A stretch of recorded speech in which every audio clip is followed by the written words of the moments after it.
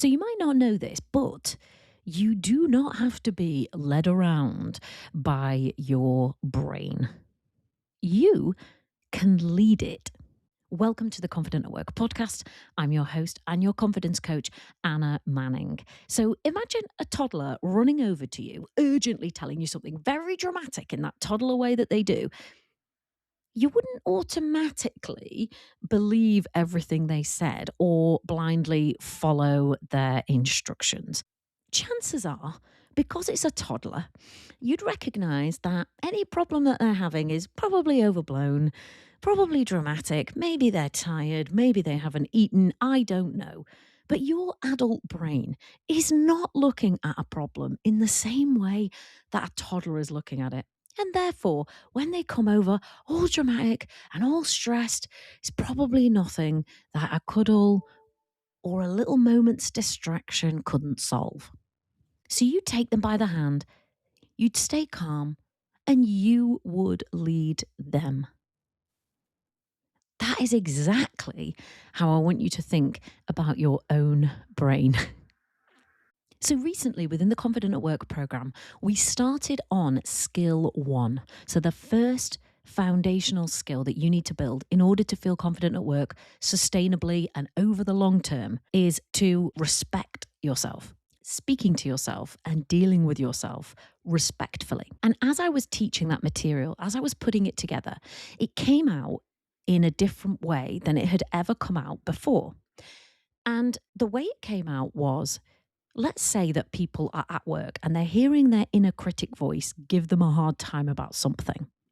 I told them that they actually have the option in that moment to lead the situation rather than being led by whatever it is that that critical voice inside their head is going to say. You're this, you should do that, etc.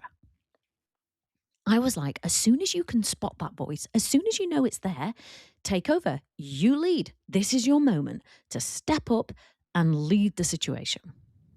So they've been working on that for a month now, almost a month now, and embedding that practice of leading their own brain, specifically in relation to a moment where that inner critic voice pops up. But actually, the more I've coached clients in the last month since I thought of it in this way, the more I've noticed there are just so many moments where your brain needs to be taken by the hand as if it is a toddler and led, and you can be the one to lead it. And trust me, this works in real life. So I want to share a real life example of mine where I took my toddler brain by the hand and I led. So a few months ago, I was walking into a conference venue in Birmingham to deliver a paid keynote and a workshop to over 200 people. It was a rainy Wednesday morning in Birmingham on this walk through the city centre. I had noticed how many of the women in Birmingham were just looking sharp, really stylish, very modern. And I just noticed this. I'm thinking, these women in Birmingham are cool. Okay. Until I get to the conference venue and I'm walking up this awful patterned carpet on the stairs. You know the type. And suddenly my brain offered me, your outfit looks old fashioned. Bearing in mind, I'm going to a paid gig where I'm going to talk to hundreds of people about how to feel confident at work. And on my way up the stairs, my brain offered me, your outfit looks old fashioned. I'm about to stand in front of hundreds of people, and my brain offered me, your outfit looks old fashioned. Now, years ago, that thought would have just taken over. But this time, I noticed it immediately. And I noticed that little moment of anxiety that kind of crept in. The self-doubt like starting up halfway up those horrible pattern stairs. And I took control. I took that toddler by the hand and I led. I said, Anna, this is not a fashion conference. You're here to help people feel more confident at work. That is what matters.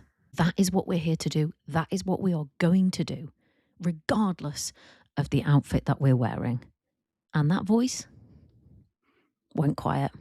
And the funniest thing happened. I got to the top of the stairs, and the first thing that someone said to me was, oh my God, You look so cool. I wish I'd worn a top like that. Classic, eh? But here's the point. Your brain's gonna do stuff. It's gonna say stuff. And it's not about that never happening. It's about learning to notice that it is happening and leading instead of just being sucked in. It's about taking that voice by the hand, taking control in that moment, and leading. So here's a couple of real life examples. Let's say you're in a meeting and your brain says, "Oh, won't say that, you're going to sound stupid." You lead. "Thanks for that opinion. I intend to contribute my point." And off you go.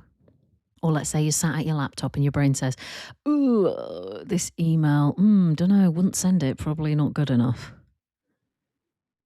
You notice and you lead. "I've checked it. Done is better than endlessly doubting. I'm sending." Or let's say you go to a networking event and you're thinking, everyone here seems fine. It's just me who's struggling. You lead. And that might sound like, we don't actually know that. These people might be bricking it on the inside. And confidence is not a requirement for being in this room. So here we go. That's the work. Not pretending that that voice isn't sometimes there. Not positive thinking, not even fighting with it. Because you wouldn't do any of those things to a toddler. You just notice that the toddler is talking, but you wouldn't hand it the steering wheel to decide what happens next. You'd notice it and you lead the toddler, and that's what you're going to do for you. Notice what your brain's doing. Step in and lead yourself forward. Because otherwise you will sit in that meeting, staying quiet, instead of knowing you have a contribution to make and making it. Because otherwise you will sit staring at that email and fiddling with the grammar until the cows come home, when you could have just sent it. Because otherwise you end up going into the networking event thinking everyone's more confident than you, freaking out, and then hiding in the toilets and not talking to anyone. Instead of noticing that some other people probably feel like you do and proceeding. Don't always hand your brain the steering wheel. Or if it's got the steering wheel, take it back. Lead yourself forward.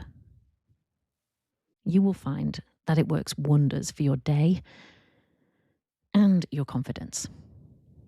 If you would like to grow your professional confidence, if you would like to feel more confident at work, there are 2 ways that I work with professionals.